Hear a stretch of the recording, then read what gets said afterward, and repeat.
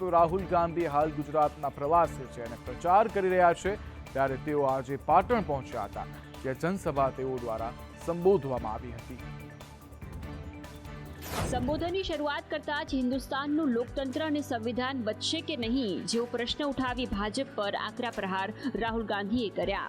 તેમણે કહ્યું કે બીજેપી અને આરએસએસના લોકો ચાહે છે કે સંવિધાન ખતમ થઈ જાય, જ્યારે અમે તેની રક્ષા કરીએ છીએ। આઝાદી પછી જે મળ્યું જેનું કારણ સંવિધાન છે, અને આજે પહેલીવાર બીજેપીના નેતા ખુલીને કહી રહ્યા છે કે અમે ચૂંટણી જીત્યા તો સંવિધાનને બદલી નાખીશું અને ફાડીને ફેંકી દઈશું। આ જ સંવિધાન આપણી રક્ષા કરે છે। તમે જોયું 10 વર્ષમાં શું થયું ગુજરાતમાં અને દેશમાં। આજે હાલત એ છે કે 22 એવા લોકો છે જેમની પાસે એટલું ધન છે કે 70 કરોડ હિન્દુસ્તાનીઓ પાસે જેટલું છે। અદાણી અંબાણી જેવા લોકો 16 લાખ કરોડ રૂપિયા બિઝનેસમેનના માફ કર્યા, જ્યારે ખેડૂતોને દેવું માફ કરવામાં નથી આવતું। રાહુલ ગાંધીએ ભાષણ દરમિયાન રામ મંદિરનો પ્રશ્ન પણ ઉઠાવ્યો, જેમાં કહ્યું કે દેશના રાષ્ટ્રપતિ પહેલા વ્યક્તિ છે, તે આદિવાસી હોવાના કારણે તેમને અહીં પ્રવેશ આપવામાં આવ્યો ન હતો। તો પાટણમાં રાહુલ ગાંધીએ જનસભા દરમિયાન ભાજપ પર પ્રહાર કરતા કહ્યું કે ભાજપના ઉમેદવાર સંવિધાન બદલવાની વાત કરી રહ્યા છે। कभी कहते हैं, इनके लोग कहते हैं कि हम आरक्षण खत्म कर देंगे, और फिर बयान आते हैं नहीं, हम आरक्षण के खिलाफ नहीं है। इनके ही बयान आते हैं। ठीक है, आरक्षण का मतलब क्या है? सबसे पहले कि देश में गरीबों की, दलितों की, आदिवासियों की, पिछड़ों की भागीदारी होगी। यह है मतलब कि देश में जो सत्ता है, जो धन है, उसे न्याय के साथ बिना अन्याय बांटा जाएगा। रिजर्वेशन का यह मतलब है।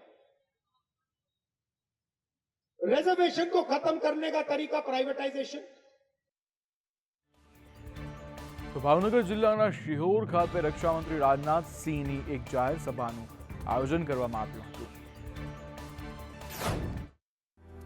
રક્ષા મંત્રી સભા સ્થળે પહોંચતાની સાથે જ ક્ષત્રિય સમાજ દ્વારા વિરોધ પ્રદર્શન કરવામાં આવ્યું। પોલીસે તમામની અટકાયત કરી। આમ છતાં રક્ષા મંત્રી દ્વારા સભા સ્થળેથી પોતાના પ્રવચનમાં વર્તમાન સરકારને વિકાસની વાતો અને કોંગ્રેસ ઉપર આકરા પ્રહારો કરવામાં આવ્યા। રાજનાથ સિંહે જણાવ્યું કે ભાવનગર તો અગાઉ આવ્યો છું, પરંતુ સભા સંબોધન કરવા પ્રથમ વખત આવ્યો છું। આજે ભાવનગરમાં નીમુબેનને તમે મત આપો તેની અપીલ કરવા આવ્યો છું।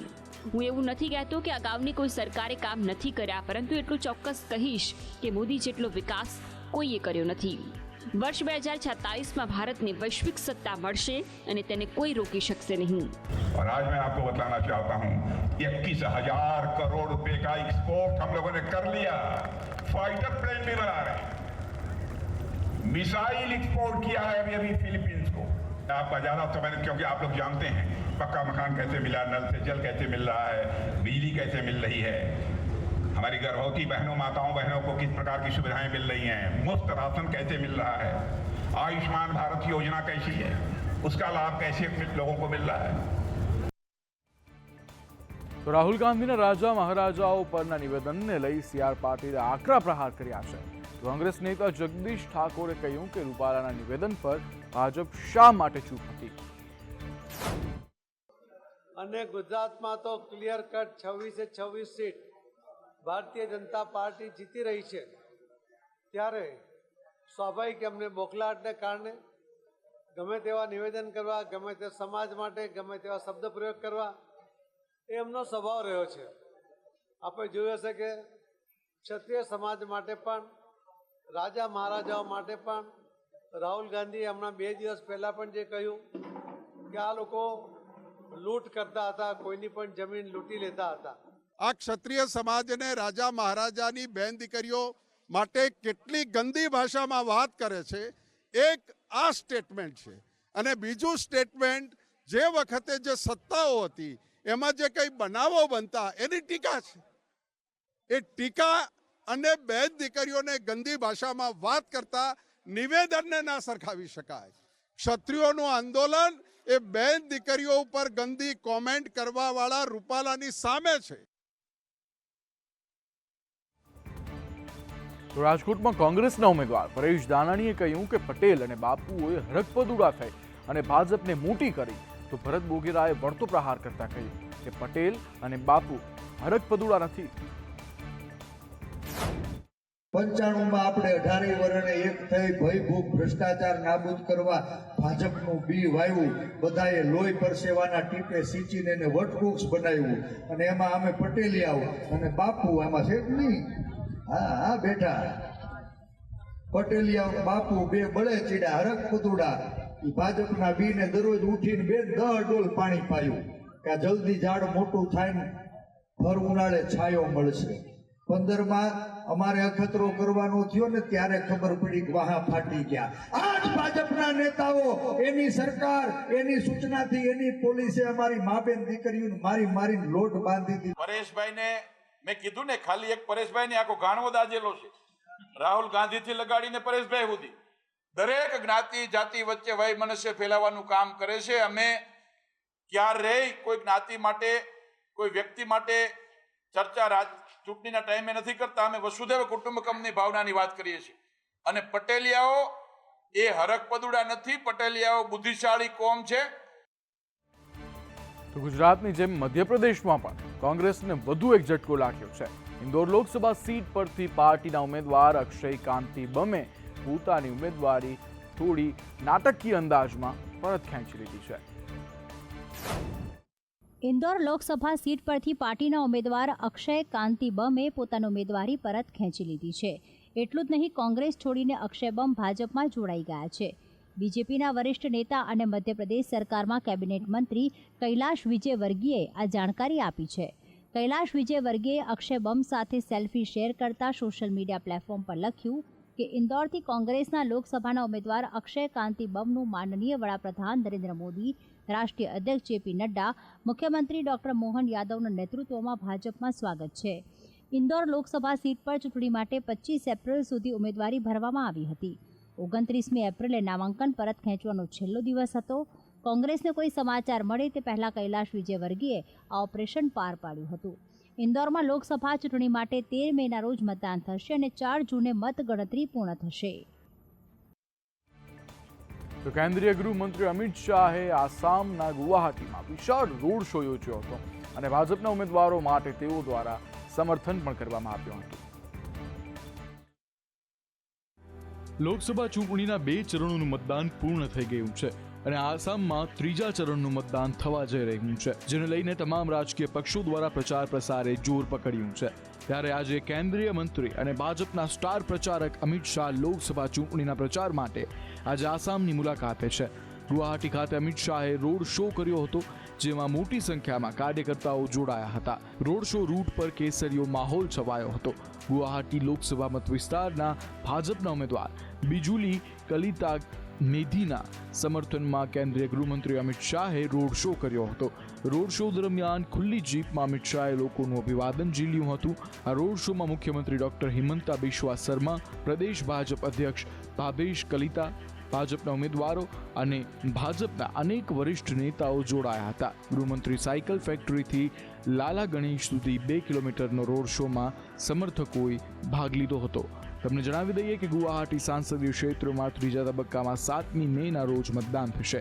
અગાઉ 9 એપ્રિલના રોજ અમિત શાહે લખીમપુરમાં પ્રચાર કર્યો હતો, જ્યાં તેમણે પાર્ટીના ઉમેદવાર પ્રદાન બરુઆ માટે પ્રચાર કર્યો હતો. તો બીજી તરફ ગૃહમંત્રી અમિત શાહનો એક વિડીયો સોશિયલ મીડિયામાં વાયરલ થઈ રહ્યો છે. આ વિડીયોને ફેક ગણાવીને ભાજપે તેલંગાણા સરકાર અને કોંગ્રેસ પર જોરદાર નિશાન સાધ્યા છે. કેન્દ્રીય ગૃહમંત્રી અમિત શાહના નકલી વાયરલ વિડીયોને લઈને દિલ્હી પોલીસે તેલંગાણાના સીએમ રેવંત રેડ્ડીને સમન્સ પાઠવ્યું છે. તેલંગાણાના સીએમ રેવંત રેડ્ડીને પૂછપરછ માટે બોલાવવામાં આવ્યા છે. આ પહેલા દિલ્હી પોલીસના સ્પેશિયલ સેલના સાયબર યુનિટની IFSO ટીમ આજે સવારે તેલંગાણા પહોંચી હતી અને મામલાની તપાસ કરી હતી.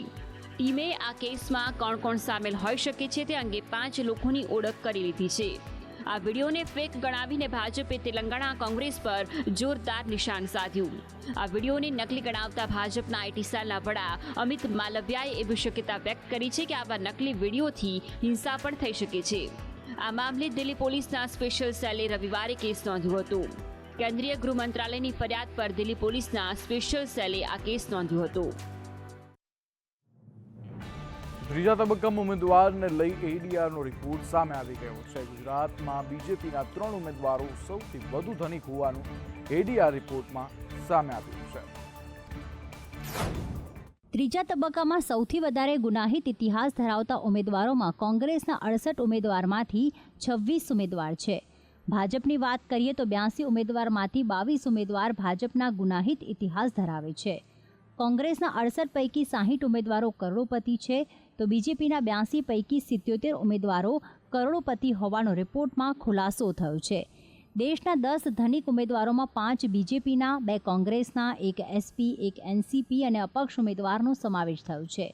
ગુજરાતની વાત કરીએ તો ભાજપના 26 પૈકી 4 ઉમેદવારોનો ગુનાહિત ઇતિહાસ છે, જ્યારે કોંગ્રેસના 23માંથી 6 ઉમેદવાર ગુનાહિત ઇતિહાસ ધરાવે છે. ગુજરાત ભાજપના 26 પૈકી 24 ઉમેદવાર કરોડોપતિ હોવાનું રિપોર્ટમાં કહેવાયું છે, જ્યારે કોંગ્રેસના 23 પૈકી 21 ઉમેદવાર કરોડોપતિ હોવાનું સામે આવ્યું છે. રિપોર્ટ અનુસાર પૂનમ માડમ 147 કરોડની મિલકત ધરાવે છે, તો CR પાટીલ 39 કરોડની મિલકત ધરાવે છે. ગુજરાતના સૌથી વધારે દેવાદાર ઉમેદવારની વાત કરીએ તો ભાજપના પૂનમ માડમ પર 53 કરોડ રૂપિયાનું દેવું છે. કોંગ્રેસના ચંદનજી ઠાકોર પર 9 કરોડનું દેવું હોવાનો રિપોર્ટમાં ખુલાસો થયો છે. કેસીસની સંખ્યામાં ચૈતર વસાવા સામે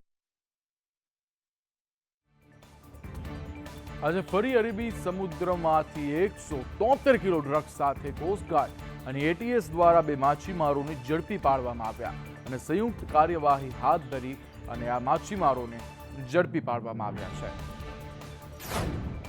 ભારતીય જળ સીમામાંથી સતત બીજા દિવસે 170 કિલો ડ્રગ્સ ઝડપી પડાયું છે.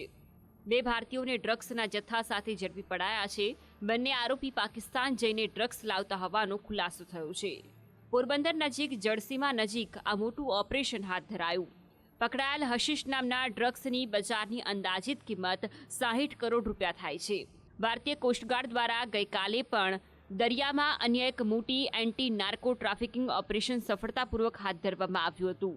સતત 2 દિવસ સુધી ચાલેલા આ સંયુક્ત ઓપરેશનમાં અરબી સમુદ્રમાં ભારતીય માછીમારી બોટ, 2 ગુનેગારો અને 173 કિલો નાર્કોટિક્સ સાથે ઝડપાઈ હતી.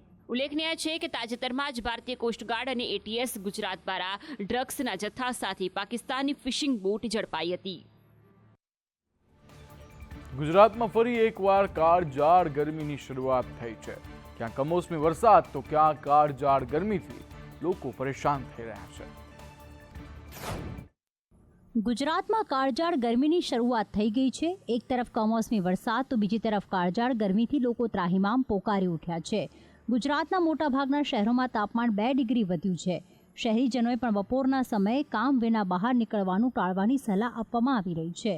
ગત 24 કલાકમાં ભાવનગરના મહુવામાં સૌથી વધુ તાપમાન 41.4 ડિગ્રી નોંધાયું છે, તો રાજકોટમાં 41.3 ડિગ્રી, કેશોદમાં 41.3 ડિગ્રી, અમરેલીમાં 41 ડિગ્રી, સુરેન્દ્રનગરમાં 41.1 ડિગ્રી, વડોદરામાં 40.6 ડિગ્રી, અમદાવાદમાં 40.5 ડિગ્રી, ભુજમાં 40.3 ડિગ્રી, કંડલામાં 40.5 ડિગ્રી, ગાંધીનગરમાં 39.8 ડિગ્રી, ડીસામાં 39 ડિગ્રી, સુરતમાં 39.6 ડિગ્રી. હવામાન નિષ્ણાંત અંબાલાલ પટેલે પણ પોતાની આગાહીમાં જણાવ્યું છે કે મધ્ય ગુજરાતના ભાગોમાં મહત્તમ તાપમાન 43 ડિગ્રી સુધી પહોંચી શકે છે. આ સાથે જ તેમણે જણાવ્યું કે મે મહિનાની શરૂઆતમાં પ્રી મોન્સૂન એક્ટિવિટી વધી શકે છે. અખાત્રીજની આસપાસમાં પ્રી મોન્સૂન એક્ટિવિટી વધવાની શક્યતા છે. મેની શરૂઆતમાં આંધી વંટોળ સાથે પ્રી મોન્સૂન એક્ટિવ થવાની શક્યતા રહેશે. 10મી મેથી 4 ધામ યાત્રા શરૂ થવા જઈ રહી છે. અત્યાર સુધી 4 ધામ યાત્રા માટે 16 લાખ રજીસ્ટ્રેશન થઈ ચૂક્યા છે. સરકારે નોંધણીની મહત્તમ સંખ્યા નક્કી કરી છે. 4 તીર્થ સ્થળો પર દરરોજ નિશ્ચિત સંખ્યામાં શ્રદ્ધાળુઓ દર્શન માટે નોંધણી કરાવી શકશે. સરકાર દ્વારા નિર્ધારિત માપદંડો અનુસાર યમનોત્રી માટે 9,000, ગંગોત્રી માટે 11,000, કેદારનાથ માટે 18,000 અને બદ્રીનાથ માટે 20,000 શ્રદ્ધાળુઓ દરરોજ નોંધણી કરાવી શકશે. અત્યાર સુધીમાં 16 લાખથી વધુ ભક્તોએ રજીસ્ટ્રેશન કરાવ્યું છે. હેલિકોપ્ટર સેવાનું બુકિંગ પણ ફૂલ થઈ ગયું છે. 4 ધામ યાત્રા માટે રજીસ્ટ્રેશન શરૂ થયા બાદ કેદારનાથ ધામ માટે હેલિકોપ્ટર સેવા માટેનું બુકિંગ પણ 20 એપ્રિલથી શરૂ કરવામાં આવ્યું છે. IRCTCની વેબસાઇટ પરથી તેનું બુકિંગ થઈ રહ્યું છે. આ બુકિંગ 10 મે 2024થી 20 જૂન 2024 સુધીની મુસાફરી માટે કરવામાં આવ્યું છે. આ વખતે સરકારે નોંધણી માટે કડકાઈ અપનાવી છે. જો ચારધામ રજીસ્ટ્રેશન નહીં થાય તો યાત્રાળુઓને ચારધામ જવા દેવામાં આવશે નહીં. બદ્રીનાથ કેદારનાથ મંદિર સમિતિએ તેની સત્તાવાર વેબસાઇટ પર આ વર્ષની યાત્રા દરમિયાન ઓનલાઈન પૂજાનું બુકિંગ પણ શરૂ કરી દીધું છે. આ બુકિંગ 15 એપ્રિલથી 30 જૂન સુધી શરૂ કરવામાં આવ્યું છે. દેશમાં એક તરફ અનેક રાજ્યોમાં ભીષણ ગરમી પડી રહી છે તો પહાડી વિસ્તારોમાં હિમવર્ષાથી સામાન્ય જનજીવન અસ્તવ્યસ્ત થયું છે. દેશમાં મોટાભાગના રાજ્યોમાં હાલમાં કાળઝાળ ગરમી પડી રહી છે, ત્યારે હિમાચલ પ્રદેશમાં મોસમનો મિજાજ બદલાયો છે. જ્યાં લાહોલ સ્પીતિના પહાડો અને જમ્મુ કાશ્મીરમાં એપ્રિલ મહિનામાં બરફવર્ષા થઈ છે. હિમાચલ પ્રદેશમાં તાજો બરફ પડતા પ્રવાસીઓની સંખ્યામાં વધારો થયો છે. જમ્મુ કાશ્મીરના ગુરેઝ સેક્ટરમાં પણ ભારે હિમવર્ષા થઈ, જેના કારણે ગુરેઝ બાંદીપુરા રોડ પર 35 વાહનો બરફમાં ફસાઈ ગયા. જોકે બોર્ડર રોડ ઓર્ગેનાઇઝેશનની ટીમે તમામ વાહનોને સુરક્ષિત રીતે બહાર કાઢવામાં મદદ કરી હતી. તો અમદાવાદથી મુંબઈ જતી વંદે ભારત ટ્રેનના દરવાજા ન ખુલતા મુસાફરો પરેશાન બની ગયા હતા. સુરત રેલવે સ્ટેશન પર દરવાજા ન ખોલતા ટ્રેન 1 કલાકથી વધુ સમય સુધી અટવાઈ હતી. સુરત ખાતે સવારે 8:20 વંદે ભારત ટ્રેન પહોંચે છે, પરંતુ ટેકનિકલ કારણોસર ટ્રેનના દરવાજા ન ખોલતા મુસાફરો સ્ટેશન પર ઉતરવા માટે પરેશાન બન્યા હતા. ટ્રેનમાં લાઇટ, એસી બંધ કરવા છતાં પણ દરવાજા ખુલ્યા ન હતા. મેન્યુઅલી દરવાજા ખોલવા માટે રેલવે સ્ટાફ મજબૂર બન્યો હતો. ટ્રેનના C14 કોચનો દરવાજો મેન્યુઅલી ખોલવામાં આવ્યો હતો. વંદે ભારત ટ્રેનમાં સુરત રેલવે સ્ટેશન પર ઉતરનાર તમામ મુસાફર C14 કોચના દરવાજામાંથી બહાર નીકળ્યા હતા. તો કેનેડામાં ખાલસા દિવસની ઉજવણી દરમિયાન જસ્ટિન ટ્રુડોની હાજરીમાં ખાલિસ્તાન જિંદાબાદના નારા લગાડવામાં આવ્યા હતા. સમાચાર એજન્સી એપીના જણાવ્યા અનુસાર દેશભરમાં અત્યાર સુધીમાં 900 વિદ્યાર્થીઓની ધરપકડ કરવામાં આવી છે. આ દરમિયાન રવિવારે હાર્વર્ડ યુનિવર્સિટીના વિદ્યાર્થીઓએ પેલેસ્ટિનિયન ધ્વજ ફરકાવ્યો હતો. પેલેસ્ટિનિયન ધ્વજ રવિવારે જોવા મળ્યો હતો, જ્યાં યુનિવર્સિટીમાં જ્હોન હાર્વર્ડની પ્રતિમાની ઉપર અમેરિકન ધ્વજ લહેરાતો હતો. Canadian PM US state secretary Antony Blinken Saudi અરેબિયાની મુલાકાતે પહોંચ્યા, જ્યાં તેઓ ઇઝરાયલ હમાસ યુદ્ધ વિરામ પર ચર્ચાઓ કરશે. હમાસ અને ઇઝરાયલ છેલ્લા 6 મહિનાથી યુદ્ધ લડી રહ્યા છે. હમાસને ખતમ કરવાનો ઇઝરાયલનો નિર્ણય ગાઝા પટ્ટીના લોકો પર ભારે પડી રહ્યો છે. અત્યાર સુધીમાં 30,000થી વધુ લોકોના મોત થયા છે. આ દરમિયાન અમેરિકી વિદેશ મંત્રી એન્ટની બ્લિંકન સોમવારે સાઉદી અરેબિયાના રિયાદ પહોંચ્યા હતા. તેમણે જણાવ્યું, કોરોના મહામારી દરમિયાન 2020માં કોવિડ-19 રસી બનાવનાર ચીની વૈજ્ઞાનિકને ભ્રષ્ટાચારના આરોપમાં સાંસદમાંથી બરતરફ કરવામાં આવ્યા છે. ચાઇના નેશનલ ફાર્માસ્યુટિકલ ગ્રુપની પેટા company China national Biotech group એટલે કે CNBGના ચેરમેન યાંગ ઝિયાઓમિંગ પર ભ્રષ્ટાચાર અને કાયદાના ઉલ્લંઘનનો આરોપ મૂકવામાં આવ્યો છે. આ કારણે તેમની નેશનલ પીપલ્સ કોંગ્રેસ એટલે કે NPCની સદસ્યતા ખતમ કરી દેવામાં આવી છે. અને કેન્યામાં તોફાની પૂરને કારણે 140થી વધુ લોકોના કમકમાટી ભર્યા મોત થયા છે. મધ્ય કેન્યાના માય મહિયુમાં પૂર આવ્યું છે, જેમાં ઓછામાં ઓછા 42 લોકોના કરુણ મોત થયા છે. સોમવારે વહેલી સવારે આ વિસ્તારમાં બંધ તૂટતા મૃત્યુઆંકમાં ભારે વધારો જોવા મળ્યો છે. જો કે